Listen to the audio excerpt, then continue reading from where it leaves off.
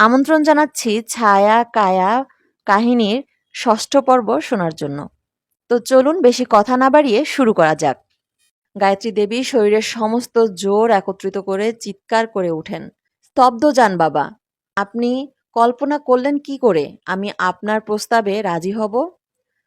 তোকে তো রাজি হতেই হবে। সোজা আঙুলে ঘি না বেরোলে আঙুল বাঁকাতে হবে। তবে আমার আঙুল বাঁকাতে হলে তোদের চরম দাম দিতে হতে পারে। তার তার থেকে ভালোই ভালোই আমার প্রস্তাব স্বীকার করে আমার সাথে চল। কক্ষনোই না। আপনার হাতে নিজেকে তুলে দেবার আগে আমি মৃত্যুও বরণ করতে রাজি।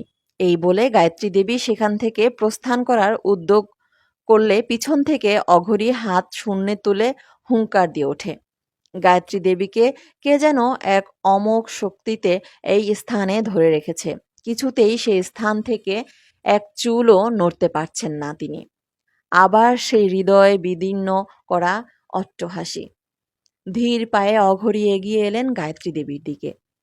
সাপ যেমন তার শিকারকে ছোবল মারার আগে এক দৃষ্টে তার দিকে তাকিয়ে যেন তাকে সম্মোহিত করে দেয়, ঠিক তেমনি অঘরী রক্তচক্ষু নিয়ে গায়ত্রী দেবীর চোখের দিকে তাকিয়ে রইল। প্রথমে চোখ সরিয়ে নিলেও ধীরে ধীরে নিজের চোখের অঙ্কুশ অঘরীর চোখে তুলে দিল যেন সে। অঘরী পলকহীনভাবে তার দিকে তাকিয়ে মন্ত্র পড়তে লাগল। ধীরে ধীরে গায়ত্রী দেবী শান্ত হয়ে গেলেন। চোখে ভয়, ক্ষোভ, ঘৃণার জায়গায় দেখা দিল সমর্পণ। ঝিম ধরা মাথা নিয়ে সামান্য ভারসাম্য হারিয়ে পুনরায় নিজেকে সামলে নিলেন। ঠোঁটের মাঝে নেশাতুর হাসি টেনে বললেন, কবে যেতে হবে সাধক? নিখুঁত দৃষ্টি বশীকরণের ফলাফল দেখে অঘরী শয়তানি অট্টহাসিতে ফেটে পড়ল। সেই হাসির অনুরণনে কেঁপে উঠল রায় বর্মন জমিদার বাড়ি। তখন আমল দেয়নি বটে, তবে মনের গভীরে তার কথাখানি যেন এখনো রিন রিন করে নাগারে বেজে চলেছে। জানি আপনার বিশ্বাস হচ্ছে না, কিন্তু আমি আপনার ললাটে ঘোর বিপদ দেখতে পাচ্ছি। চিন্তায় মগ্ন হয়ে জানকীনাথ নিজের খেয়ালে কখন যেন অঘরীর ঘরে ঢুকে পড়েছেন।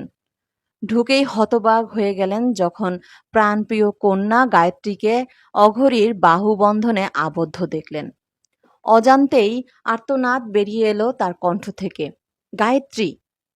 অঘরী বিরক্ত হয়ে গায়ত্রী দেবীকে বাহুপাশ থেকে মুক্ত করে জানকীনাথের দিকে চাইলেন। মর্কট, আসার আর সময় পেলি না?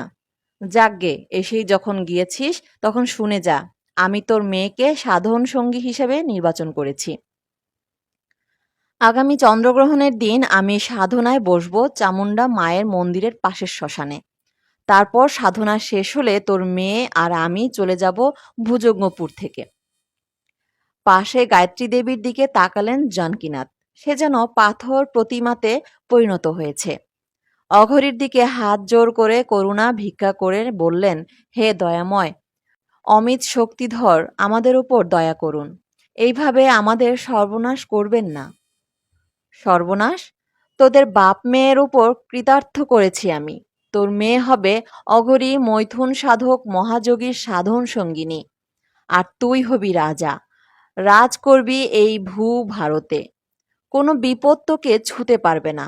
আর কি চাস তুই? আমি আমার কন্যা গায়ত্রীকে ফেরত চাই বাবা। এইভাবে আমার মেয়েকে নিয়ে যাবেন না। জানকীনাথ জীবনে প্রথম এত নিজেকে অসহায় মনে করলেন। দেখ, তোর মেয়ের মতো তোকেও আমি বশ করে তোর মেয়েকে এখান থেকে নিয়ে চলে যেতে পারি, কিন্তু তা আমি করতে চাই না। আমি চাই তুই স্বেচ্ছায় তোর কন্যাকে আমার হাতে তুলে দে। সেটা যদি করিস তো ভালো, না হলে অন্য উপায়ও আমার জানা আছে। যা, মেয়েকে নিয়ে এখন এখান থেকে যা, আমি এখন বিশ্রাম করব। এই শয়তানের কাছে আকুতি মিনতি করে কোনো লাভ হবে না, সেটা বুঝলেন জানকীনাথ। অশ্রুঘন চোখে মেয়ে গায়ত্রীকে নিয়ে বেরিয়ে এলেন সে ঘর থেকে। মেয়েকে বুঝিয়েও কোনো লাভ নেই। সে কেবলই বলে চলেছে, কবে যেতে হবে সাধক? এই ঘোর বিপদ থেকে কে তাকে বাঁচাবে ভাবতে ভাবতে হঠাৎ তার আজকের দেখা তান্ত্রিকের কথা মনে পড়ল। তার প্রতিটি কথা অক্ষরে অক্ষরে মিলে গেছে। তিনিই একমাত্র পারেন এই ঘোর বিপদ থেকে তাকে রক্ষা করতে। পারবেন কি সেই তান্ত্রিক অঘরীর হাত থেকে গায়ত্রী দেবীকে উদ্ধার করতে? নাকি ভুজঙ্গপুরের ওপর নেমে আসবে চরম বিপদ? কিভাবে গায়ত্রী দেবী রক্ষা করবেন নিজেকে আর সমস্ত ভুজঙ্গপুরকে, তা জানতে হলে শুনতে হবে এই গল্পের পরের পর্বগুলো। গল্প শুনে চলে যাচ্ছেন? একটি লাইক দিবেন না? আর হ্যাঁ, আপনি যদি গল্পটি আমার ইউটিউব চ্যানেলে শুনে থাকেন তাহলে এখনই সাবস্ক্রাইব করুন। আর যদি ফেসবুক পেজে শুনে থাকেন তাহলে এখনই ফলো দিয়ে রাখুন, যাতে করে আমার সব নতুন নতুন পোস্টগুলো সবার আগে আপনি পেয়ে যান। আর যারা ইতিমধ্যে সাবস্ক্রাইব ও ফলো করেই ফেলেছেন তাদেরকে জানাই অনেক অনেক ধন্যবাদ। আর হ্যাঁ, গল্পটি কেমন লেগেছে আপনার কাছে? আপনার মূল্যবান মতামত কমেন্টে দিয়ে যাবেন অবশ্যই। আর শেয়ার করে আপনার সকল বন্ধুদের শোনার সুযোগ করে দিন। আর এমনই সব সুন্দর সুন্দর গল্প শোনার জন্য আমার সাথেই থাকুন। খোদা হাফেজ।